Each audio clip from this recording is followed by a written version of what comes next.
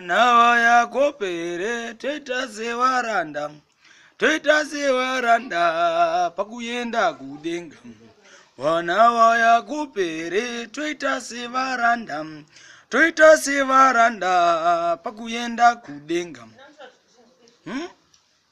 Rimwe gore tiri paministiri, izwi rakati pana baba Visology, ndaona vanhu vapinda muguta, asi wese apinda muguta ndichamuti ngaadzoke achibatwa pamusoro. Ndinotaura Sodoma neGomora. Vakomana vasati vatekeshera kuenda kuBedbridge, izwi reumambo rakati vakomana venzvimbo ino ndaona vaenda Bedbridge, asi chinja ndinetsa chinhu chimwe chete, upombwe.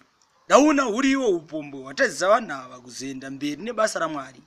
Saka ndiri kuti nenera nemiwo vatendi, muri kutaura basa guru randiri kunzwa muchitaura, vamwe vachiparidza samakura, vamwe vachiti tisaronika, wese vari kutaura basa guru rinoera.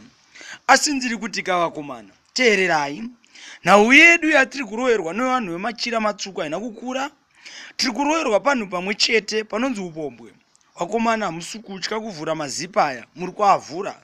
Saka vhurai zvenye vakomana, asi pakuenda kudenga dhemina tinoenda tichifamba nehwai.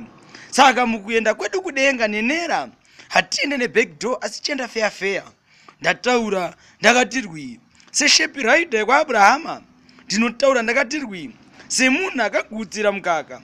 Saka ndiri kuti nemiwo vakomana vanoparidza dare ramambo, musazovengana bodo.